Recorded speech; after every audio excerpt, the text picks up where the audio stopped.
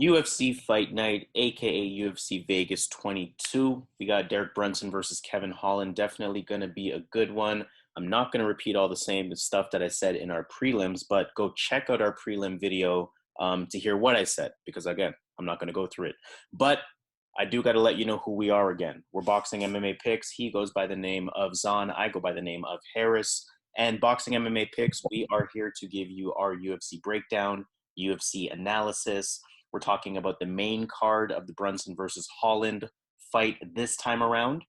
Just like the prelims, we got 6 fights on the main card as well. And further to our analysis, we let you know which fights are worth it, which fights to potentially avoid, which fights are overvalued, maybe an underdog pick or two. And if you stick around to the end of the video, we'll definitely let you know who some of our favorite fights are on the entire card. So let's get right into it. We have fight number 1, Cheyanne Buys versus Montserrat Ruiz. Cheyanne Buys, as I mentioned in the prelim video, is the wife of JP Buys. And in a lot of ways, I feel exactly the same way about her as I do about JP Buys, right? I mean, if you watch the footage here in her Dana White Contender Series debut, I like her, right? She has that aggressive stand-up. The punches come from both hands. As you can see, she unleashes a combo here, includes the kicks as well. Pretty effectively goes to the body, diversified striking. She definitely puts that pressure on you, right? I mean, although she has good movement and can fight from the outside, we'll see her, get to kind of the center of the octagon and kind of look to control. As we see here, again, good ability to defend a submission, good ability to kind of just slam her and really get in control once again. She has a good calf kick, like I said. She has a good right hook. She has some decent boxing in general. And she good active jab, right? I like her clinch game. You'll see it later on in this fight. She has the ability to take you down as well. She can grapple. She can ground and pound. She can do a lot of things, right? I mean, she looks pretty good from what I've seen in both Dana White Contender Series, as we're looking at right now as I speak, as well as an LFA. So she's competed at a good level here. She has really good IQ, high skill, good defense, dynamic striking. She has the ground package similar to her husband. I like her. Again, another Fortis MMA product here. So a lot of UFC talent at that gym. When I take a look at her opponent, let's kind of take the video off of her at this point. And when I look at her opponent, Montserrat Ruiz, I mean, she's competed in Invicta. She's 1-1, so I can't take anything away from, the competition, so to speak. She's a southpaw. She can put the pressure on in her own right? I mean, she comes forward with her striking. If you watch her fight versus Morandin, I forgot her first name there. If you watch her fight versus Genesea Morandin, she showed her stand-up ability. It was more punch heavy. She didn't really throw too many kicks, so I don't expect her to throw a lot of kicks in this fight. She can definitely throw combinations, though, and connect pretty quickly. She had some explosiveness in that fight as well. She did end up submitting Morandin, and what happened in that one there was that she landed a bunch of quick strikes, hurt her against the cage, hook, then ended up grabbing her head, taking her down, landing the key lock for the submission win. So definitely has some fight IQ and a diverse skill set. That said, I mean, I look at Bays, Cheyanne Buys, pretty sizable favorite. Doesn't show here, but we'll see towards the end of the video. Pretty sizable favorite. I think that's for a reason. I like her in this one. I think she's simply the more talented fighter. I do think Ruiz is tough, but I think Cheyanne Buys has the better skill set. Again, more specifically, I think she has the better stand-up. I think it's more diverse. It's more dynamic. Ruiz is very game, though. She's definitely a tough opponent. And, I mean, I mentioned this on the prelims, just mentioned it not too long ago as well. She trains at a Fortis MMA. A lot of UFC fighters there. She could end up being one of those fighters. She's 25 years old. She can end up being one of those fighters that really makes some noise in this division and, potentially looks to become a contender. So Cheyanne Buys, I mean, she's impressed me. I'm sold, and I like her in this one here. Okay. Yeah, I'm going to go Cheyanne Buys as well. UFC obviously put her in this spot to open up the main event as the first fight. So I think it's her first fight in the UFC, so they definitely see something in her to have her in the main event and have her husband or whatever he is in as the first fighter. So I know the UFC definitely wants her to win. They brought in a fighter for her to beat. This fighter Ruiz wants to get her to the ground because I don't see her winning with her looping punches standing up. So she's gonna need to get to the mat. Cheyanne Bays has good takedown defense, so I'm gonna go Cheyanne Bays. I'm pretty confident here. Her cardio holds up as well. So yeah, I like Cheyanne spot to win the fight, either finish or by decision. I also look for Bays to be just the physically stronger fighter. She's taller. Ruiz weighed in at 114 in her last fight. So that's usually a sign of your opponent just being bigger and stronger. So, but I'm not sure. Hold on, I'm not sure because Ruiz is like that stocky, like she's wide, like so. I'm not sure like as far as the strength goes. I know Bays is the taller fighter, but Ruiz is short and stocky. She might like be the stronger girl, but we'll find out, right? Saturday, we'll find out Saturday. Definitely, we'll find out, and we'll find out how we feel about fight number 2. We have Kenan versus Max Griffin. Which direction you going with on this one? This was one of the hardest fights actually for me to make a decision on here because when I look at Kenan, he's in my opinion, this guy has good hands. He has power. He can knock you out. His striking defense isn't the best. He's a bit one-dimensional with his approach, looking for the home run. But he's effective in that first round. His takedown defense needs work. When he's on his back, he doesn't offer much as far as any submissions. And one thing that's interesting that I think might factor into this fight is when he fought Krantz, and Song, I believe, was a big favorite.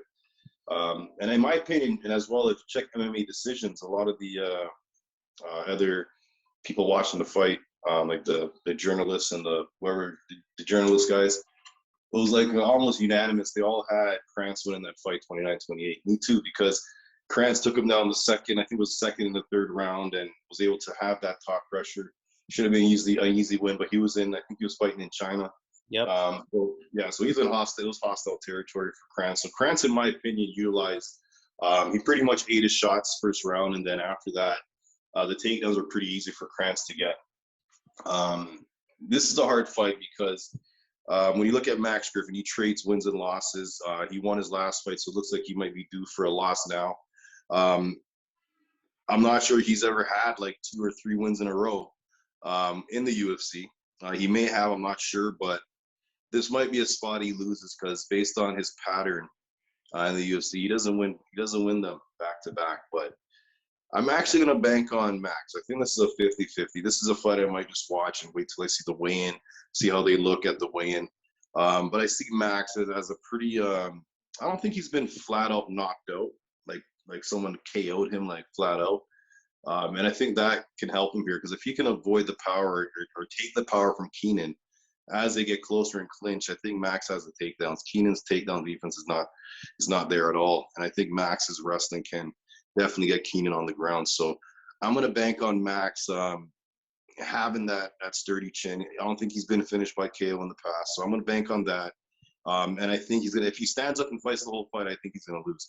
But if he utilizes that wrestling, gets the clinch, gets the takedowns, all he needs is one around because Kenan does not have the best ground work as far as getting back up or like once he's on his back, once his shoulders are touching, he almost accepts the position. So I'm going to bank on Max. I'm going to go with Max winning his first fight back-to-back in the UFC here. Is it his first fight back-to-back? Yep. Yep. Okay, I'm going to bank on that. Just being the more well-rounded guy. But again, I wouldn't be surprised if Kenan like clocks him, knocks him out because Kenan has rocks in his hands. So yeah, this is a close fight. But I'm going to go Max Griffin here. Yeah, I actually think Max Griffin's a little overvalued on this one. Minus 170 does seem a little steep. Definitely a 50-50 fight to your point. With Kenan, I do think he'll have the better striking. The interesting thing about Max Griffin is that he's working on his stand-up. And, I mean, his stand-up is, not technically the best, but it's serviceable. It's somewhat awkward, but he does move pretty decently around the cage. A lot of change of directions, a lot of in and out. He'll chip in jabs here and there. He'll chip in, calf kicks here and there. Nothing really too damaging. One thing that concerns me with Max Griffin, to your point of not having 2 wins in a row in the UFC, he's just not reliable, right? I mean, he's still kind of hittable if you can find his timing, just because that stand up is not technically the best, right? I mean, he is moving at all times. I will say that his cardio doesn't seem to be a problem at all. He's not afraid to engage. We saw that in his fight versus Cowboy Oliveira. But of course, wrestler first, good takedowns, good ability to keep you on the ground as well. With Kenan Song, I think to your point, if Max Griffin lands a takedown, he'll definitely have some moments of control. Kenan might not be able to get back up, but we did see a little bit of takedown defense. I won't say a lot, but we did see a little bit of takedown defense in that Krantz fight. He did show the ability to get back up, even though he kind of eventually went back down in that one. But he's also a black belt, so might be able to threaten something and at least show some kind of logic down there.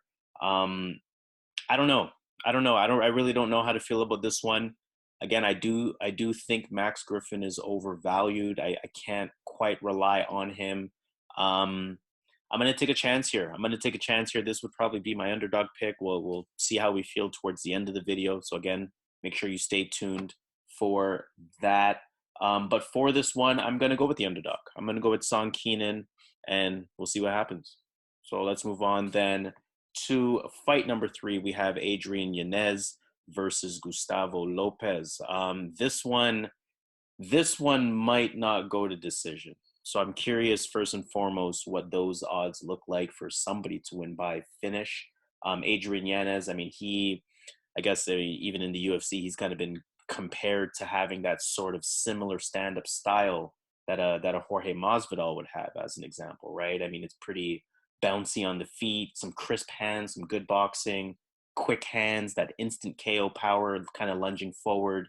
I like his movement. I think he has really good timing. His boxing, it's real pure, right? And he has some kicks too. I mean, if you watch his UFC debut, he won that fight via head kick. So he can definitely, mix in the kicks as well as needed. And that fight was against Victor Rodriguez.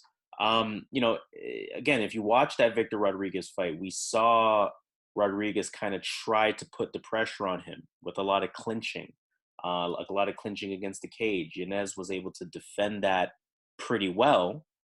He was able to avoid keeping it in those types of situations. And I mean, again, this card has a number of prospects that I'm curious about. And Adrian Yanez is definitely one of those. That said, I do like Gustavo Lopez, right? In general, I'm not saying for this fight, but I'm saying I do like Gustavo Lopez's style. He's a switch stance fighter. He has good stand-up in his own right. His boxing is real tight in his own right. I think it's sharp in its own right. He has good in and out movement in his own right, and definitely has some pop in his own right, right? This fight kind of reminds me, and I'll wrap it up with this. This fight kind of reminds me of sort of a Casey Kenny versus Nathaniel Wood type of fight, where I think it's going to stay on the feet. I think it's going to be a really good fight. I think it's going to be a technically sound fight. I think both guys are going to have moments. I think both guys are going to hit each other. Actually, their stand-up styles are somewhat similar in some ways.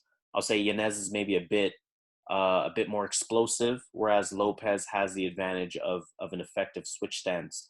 But just like in the Casey Kenny versus Nathaniel Wood fight, or just like in any of these types of fights, I gotta go with the guy who I believe is the better striker, or better fighter even, or at the very least the better striker. And the reason why that is because I do think it will be primarily a boxing match. So with these two fighters, it's going to be real entertaining. I'm going to look forward to this one, but I am going to go with Adrian Yanez. I won't be surprised if either guy knocks each other out, to be fair, but I like Adrian Yanez here at minus 200. Yeah, I'm going to be quick here. I like Adrian Yanez. I actually don't think their stand-ups are pretty close. I actually give, obviously, my opinion, but I think Yanez has I think he's on another level with the striking. I just think he has a more precise. He has better timing. I just don't think Lopez is at that level. What I give Lopez, though, I give him. I think the odds are close because he has that grappling advantage. If he could somehow get this on the mat and utilize his grappling, I think Yanez is in big trouble. I don't think Yanez. If Lopez wrestles this fight, I think Yanez could be in trouble. But again, I'm with you here. I think Yanez will be able to keep it on the feet. He's able to distance strike as well. So I like Yanez in this spot here to pick apart Lopez. I think he's going to eventually connect. I think he's actually going to finish him. But again, I won't be surprised if this goes to a decision because Lopez is a tough, scrappy guy, hard to finish. But I think Yanez is going to be the more precise guy in the ring. And I'm gonna echo your pick here. I think, yeah, he's the better stand-up guy, and he should win this fight. Yeah, for sure, for sure. So let's move on then to our fourth fight of our main card. We have a heavyweight, definitely heavyweight beware before I even announce who's fighting. We have Tuivasa versus Dontel Mays. And as usual here at Boxing MMA Picks, we give that heavyweight beware. Anything that we analyze could change in one punch. So just beware of that. I'll let you start it off. How do you feel? Man, you know what? This is, in my opinion, this is some low-level stuff, man. In my opinion, like we're looking at two big guys. In my opinion, Dante is probably one of the bigger heavyweights, or he obviously is one of the bigger heavyweights. He's pretty much at that limit. And Tuivasa, he also weighs in at that limit, but he's only 6'2", right? So obviously, as you mentioned, heavyweight beware. First guy lands can knock the other guy out. But I think at this point in their career, I think Taia Tuivasa has been more tested. He's been in there with tougher guys. He looked really good against Stefan Struve, but Struve obviously wasn't fully in it. But in this fight, I can see Tuivasa getting him against the cage. I think he's gonna have the better boxing, and I think this fight's gonna come down to who has better boxing. Again, when it's two big guys, two heavyweights, no one's going for takedowns here. It's gonna come down to who has the better boxing, aside from a flash KO. So Tai Tuivasa has the better striking, in my opinion, and I think that's what's gonna give him the win. But Dante Mays has been getting better every fight, so I'm not sure where he's at now, but I'm gonna go Tai Tuivasa. I think he's just a slightly better stand-up guy, a bit more ruthless, and I know he's gonna be going out there looking because based on who he's fought, this is one of the easier fights. He's fought Spivak, Blagoy, Dos Santos, Arlovsky, Dante. This is one of the easier ones, right? So I'm gonna go with Tai Tuivasa here to win this fight, go on a 2-fight winning streak.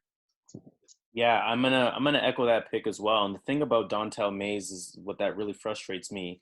He's sloppy. I mean, even in his win versus Rocky Martinez, his striking was still sloppy in that fight. And we saw Martinez have some moments, although again, Martinez definitely disappointed in that fight. The thing about with Dontel Mays as well is that he doesn't really do any one thing either enough or consistently or well. He doesn't really have sturdy feet. You kind of, can get him off his balance easily. You throw a jab or you throw a power punch, and he's kind of, for lack of a better word, running in some ways. I just don't think he has that one punch power either. So I can see Tai Tuivasa using his advantage with that to not be afraid to come forward, to have some sort of sharper boxing, to kind of stay in the inside, close the distance, and like with what he did to Stefan Struve, I wouldn't be surprised if he clips Mays here and folds him. But kind of either way you put it, I do trust Tuivasa a little bit more than Mays. So he's going to be my pick on this one as well. Let's move on to our co-main event. We have Gregor Gillespie versus Brad Riddell. This is a sneaky good fight. This is definitely a sneaky good fight. At first, when I saw this as the co-main, I said, "Come on, what are we talking about?" But taking a look at this one, I mean, these are two fighters that definitely want to be ranked fighters. They're kind of sitting in that top 25 type of area there. Gillespie at number 18 in the world, Brad Riddell at number 31 in the world. So, this fight has some meaning to it. When we look at Gillespie, his only fight at 13-1, his only loss is from Kevin Lee, right? I mean, and obviously Kevin Lee, we know, is a ranked fighter. At one point was really a contender. With Gillespie, he has a good jab, a decent 1-2 as well. His jab comes in with different speed and with decent speed. So I like that from him. Good stand-up. He can engage on the feet as needed. I'm not going to say his stand-up's amazing, but he can definitely engage on the feet as needed. Further to his stand-up, I like his in and out movement. He showed some stand-up ability in that fight versus Kevin Lee. I wouldn't say Kevin Lee really got him that much outside of obviously the head kick instant KO that Kevin Lee landed to win that fight. But with Gillespie, you're getting wrestling from him. He is primarily a wrestler. He averages an insane amount of takedowns here, 7 takedowns per fight after 7 UFC fights. Yes, it's only 47%, but he's still landing 7 takedowns a fight. So that definitely tells you his ability. That's one of the higher numbers in the UFC for sure. And his ground advantage that he has, it's that style that, again, we talk about that works in the UFC, right? He shoots for a takedown. He has that chain wrestling. He kind of smothers you, gets the body lock, doesn't really come off of you. He's a D1 national champion, so he has that legitimate wrestling credentials behind his name. And I mean, he can roll with you, hold on to your body, do all of those different advanced things that we see from the best wrestlers, and he's definitely up there with that. With Brad Riddell, I mean, he's on a 6-fight winning streak in his own right. His last loss was in 2018 in July. So he's definitely looking to keep that one going. He trains at a few pretty solid gyms. I mean, he trains at City Kickboxing. They have a number of UFC fighters, Kai Kara-France, Israel Adesanya, Dan Hooker, etc. He also trains at Tiger Muay Thai. And of course, they have Bullet Valentina, Armin Sarukian, Peter Yan, Yves Loev, again, just, training with real quality opponents. And he's shown quality in the ring or in the octagon this far, right? He's considered a striker, so keep that in mind. Striker versus wrestler, technically. Has a good jab, has a quick jab, pretty tight combinations in his own right. I like his hooks. They're very tight. He doesn't really loop them at all. Bit more of a methodical striker, let's say, so you're not going to really see him push the pace per se. What I like about his stand-up is that he'll look to bait you. He'll kind of just show that jab, has a little bit of a calf kick as well, trying to get you to engage, trying to be methodical, trying to look for that opportunity to close in on the opening. The thing though, the most glaring thing about Brad Riddell, now he's won all of these fights, but there's one common theme in his fight versus Alex de Silva, his fight versus Magomed Mustafayev, and his fight versus Jamie Malarkey. And that common thing is that they all took him down, right? They all were able to get him down. And I don't think, maybe outside of Magomed, I don't think any of them have as good wrestling as Gregor Gillespie, right? So Mustafayev, he was dropped by a straight. And then all he did to Riddell was attempted a sub on the ground, got up, clinched Riddell against the cage, then took him down, then controlled the back and kind of reversed that situation that was going on. So I can see that being a glaring weakness for Brad Riddell. I can see, Gillespie keeping it, or I should say being able to hang in there with Riddell in terms of the stand-up. Riddell maybe is the better striker, but Gregor Gillespie, in my opinion, can keep up. But I think he has a big wrestling advantage here, right? So I actually like these odds. I think even though Brad Riddell is game, he's 9-1, he's a very talented fighter. I just think this is potentially a bad matchup for him, unless he, of course, clips Gillespie within the first few minutes of the round, which of course could happen. He has dynamite in his hands in his own right. I like Gregor Gillespie here, and I actually do like these odds at -220. Yeah, man. So yeah, man. This honestly is a tough fight. This is crazy because Gregor Gillespie's last fight, he was knocked out so bad by Kevin Lee, and now his first fight back, he's fighting one of the better strikers in the division. When you're talking about purely striking, but when you look at Gillespie though, like I think people are forgetting, right? He's like one of the arguably top 3 wrestler in that division. Like right in that division, you got Khabib, you got Khabib's boy. What's his name again? That just won last. Yeah, Islam. And then you got this guy. This guy is like, and then you got this guy, Gregor Gillespie. Like he's 100%. No, like he's second or third best wrestler in this division. So this fight's gonna come down to this. If they're standing up, Riddle is gonna be the favorite. He's the favorite at that point. The second it goes to the ground, Riddle is gonna be a fish out of water here because, as you see, Gillespie gets like 6 or 7 takedowns around. This guy's been taken down by Malarkey. Oh man, so I like this pick here because it's not like Brad Riddell's going out here touching people and knocking them out, like touch of death type of thing, right? Like his power that he's been finishing guys before the UFC. Like he has a lot of finishes before the UFC with his striking. But it seems like once he got to the UFC, that power that he's finishing all these guys didn't translate to the UFC just yet. So there's always that concern that Gillespie got knocked out. That fight could have done a lot of damage because that was one of the most brutal knockouts. If you haven't seen it, check it out. But I'm gonna bank on Gillespie here because I don't see Riddell having that touch of death power. He's not finishing these guys, and yeah, he can piece up Gillespie on the feet, but one quick single leg, he's on his back, right? And Gillespie has really good cardio to keep this up for at least 2 rounds. I know he can do it for 3, but all we need is 2, right? So, man, I feel good here with Gillespie. Again, as long as he doesn't get caught, but I don't think he will. Again, Riddell doesn't have the best, like that power that finishes people on with one touch. So, yeah, I'm gonna go with Gillespie here, getting a takedown, getting us to the mat, eventually getting a submission here. I think there's levels when it comes to the ground. The advantage is too big here. So yeah, I got Gregor Gillespie as well. Yeah, I just again I think this is a bad matchup for Brad Riddell, and I'm glad you kind of stamped the approval there on Gillespie's wrestling because I really think he has the advantage there. So let's see if that's going to be a factor, and let's move on to our main event. We have Derek Brunson, of course, versus Kevin Holland. This is a fight that Kevin Holland has been calling for quite some time. He's been trolling a lot on the internet. Follow him on Instagram and kind of laugh at all of that that's going on. But why don't you take this one away? How do you feel about this? Man, I think this is a hard fight because when you look at Kevin Holland, this guy was like, was he the fight of the year? He had a really good year, right? So he hasn't lost in a while. He's on a big streak right now. In this fight, he has the advantage on the feet. He's way more dynamic, much more quicker. As you see in that Buckley fight, he's able to stick that jab. As you see in the Darren Stewart fight, he could take a shot. Like he could take a shot and come back. Like he has heart. So he has everything you want in a young fighter. Like he has everything you want. And because he's a young fighter, it's hard to know where he's going to be at the next fight. But one thing you can agree is that he's going to be better than his last fight. That's one thing. So we don't know how good he's going to be, right?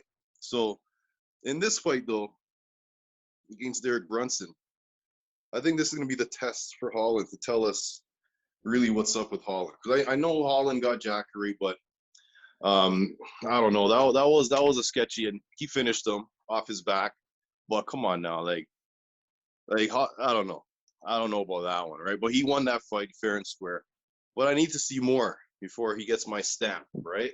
And I think this is a good test because, in my opinion, Brunson, he switched his training camp a couple fights ago, and he's undefeated since then. And prior to this camp change or this team change, he had like 0 takedowns in like 4 fights. And then the next 3 fights, he has like 8 or 9 takedowns with this new team.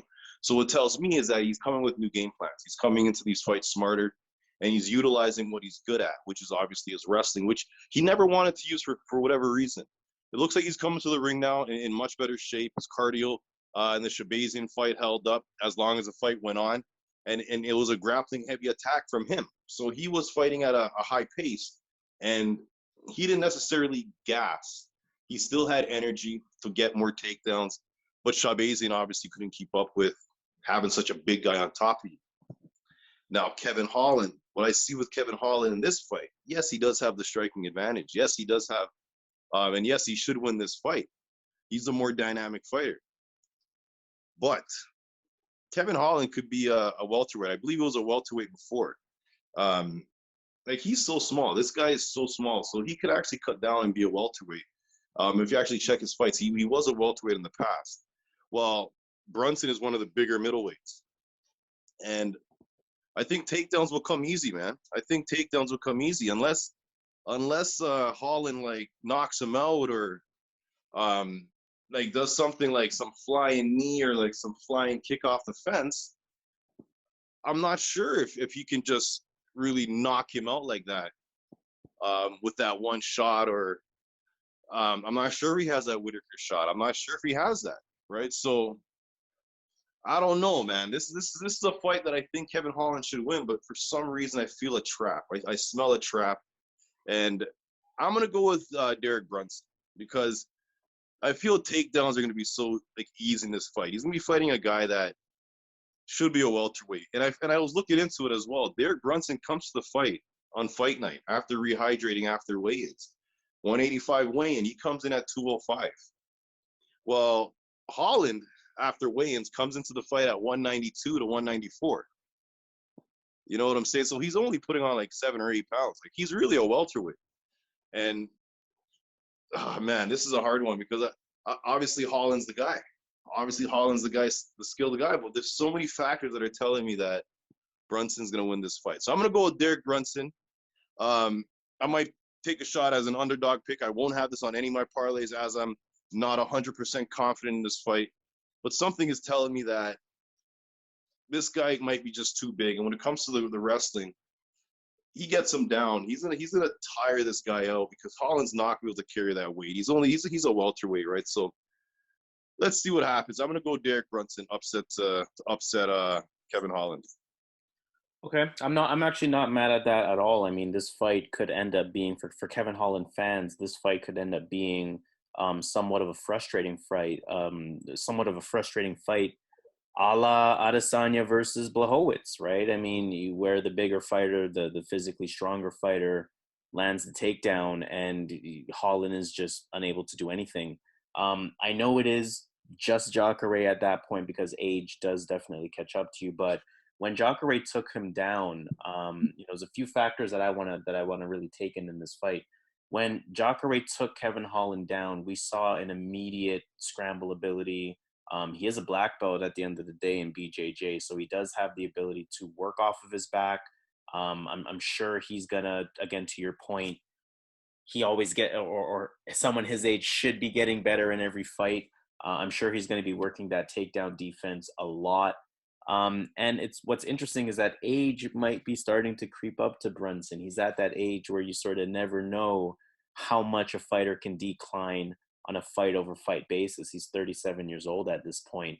Kevin Holland, obviously the younger fighter, the fresher fighter, the faster fighter, has that reach advantage, of course, at 4 inches with the arms, 2 inches with the height.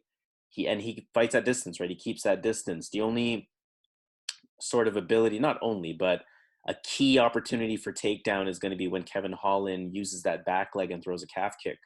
We've seen him in those moments get taken down. I think that's actually how Jacare took him down as well. So that could be an opening for Derek Brunson. One thing that's really important to note is, as I said, age could potentially creep up to Brunson. Derek Brunson's 21-7. Of his 7 losses that he has, I should say, 5 of them are by knockout, right? I mean, Israel Adesanya, Jacare Souza, Robert Whittaker, Yoel Romero, and again, Jacare Souza in Strikeforce.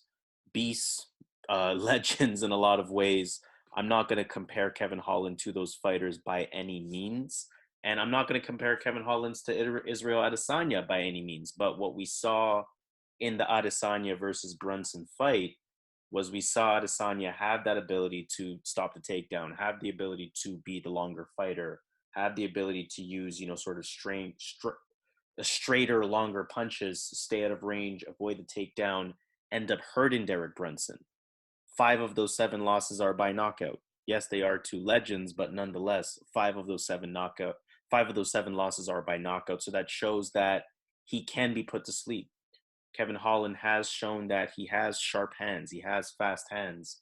And outside of the potential frustration of a takedown, a smothering on the ground, a steal around by Derek Brunson, I think Kevin Holland should win this, kind of has a little bit more motivation to win this, or at least a little bit more momentum to win this.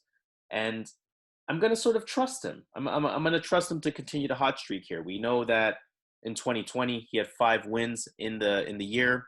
Most wins in the year, I think, ever, if I'm not mistaken, or at least recently.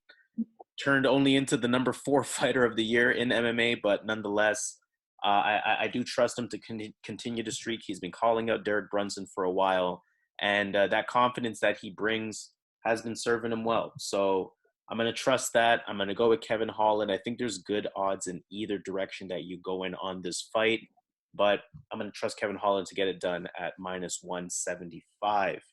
In that case, let's take it to Vegas. Let's consider the entire card at this point, and just like our actually, let's start with the underdog. Who's your underdog pick on this one, or who is the underdog that you feel has the best opportunity to win? On the whole entire card, my underdog pick is Trevin Giles.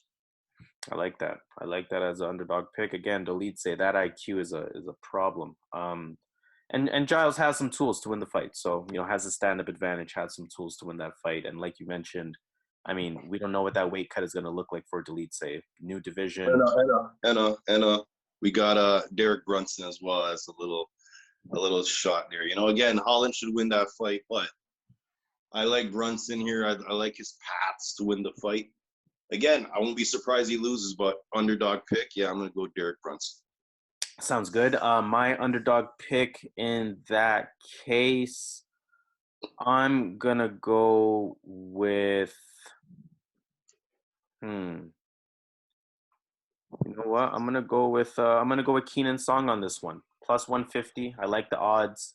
I don't like Max Griffin in terms of trusting his ability to win the fight. To your point, he's never won 2 in a row in the UFC, and he's been in the UFC for quite some time. So Kenan Song plus 150, potentially a little bit more explosive. I'm not going to say more tools, but potentially could put Max Griffin to sleep. So that'll be my only underdog pick. In that case, let's talk about some favorites. Who do you like on this card? Maybe what one play, if you want to share one play that you're actually going to end up betting on. I'll share a couple plays that I'm going to be looking at on this card. I'm going to be looking at Gregor Gillespie. I'm going to be looking at, but this one I'm going to be careful with Adrian Yanez, but I like him to win that fight straight up. But Adrian Yanez is another one I like. I like Cheyanne buys. Doesn't pay much, but I think that's a parlay piece. I think UFC's giving her a fighter she should win. Montel Jackson doesn't pay much, and JP buys is the other one as well. Those are the ones I'm really looking at right now. But again, as we get closer to the fight, things change, right? That's what I'll give right now. Absolutely. Okay. In terms of my favorite picks, we do have some similar ones here. I also go with Yanez. I just think really good value, better stand-up than Lopez, and I don't think Lopez is going to be able to take him down. I do like Cheyanne buys as well. And I'm going to go with her husband. I like JP buys as well. Another fighter I'm also going to go with, and this is not necessarily parlay play. I know you guys are seeing me put these together on a parlay, but this is not necessarily parlay play here. I also like Gregor Gillespie. I mean, these 4 fights, these 4 favorites are probably my favorites on the card. I'm going to be potentially looking to put Cheyanne buys, that is, on some sort of parlay. Might even parlay her and her husband together. I like Gregor Gillespie probably as a straight-up bet, or I'm probably going to double that up with Adrian Yanez. So a little bit unsure for now. I'll see how I feel towards the end of the week, but definitely a few favorites in that case. And in that case, that's going to be the end of our video. Please do all that algorithmic stuff to help us out. Like, rate, comment, subscribe. Share with anyone that you know, anyone that needs that UFC breakdown, UFC analysis. We feel we give some of the most comprehensive analysis in the game. So definitely stand by that statement and go ahead and share that. And let's have some real good conversation in the comments. Shout out to everyone that has commented on our previous videos. We definitely appreciate the conversation that goes on there. Let us know who are your favorite picks, your underdog picks. What parlays are you thinking about? What fights do you maybe want a further breakdown on? Do you want us to sort of confirm or deny one of your parlay plays or one of your underdog plays? Let's have all of that conversation in the comments. We would definitely appreciate that. In the meantime, let's end this one off. UFC Fight Night, aka UFC Vegas 22. Derek Brunson versus Kevin Holland. He goes by the name of Zan. I go by the name of Harris. We go by the name of Boxing MMA Picks. Let's get this money. Do it.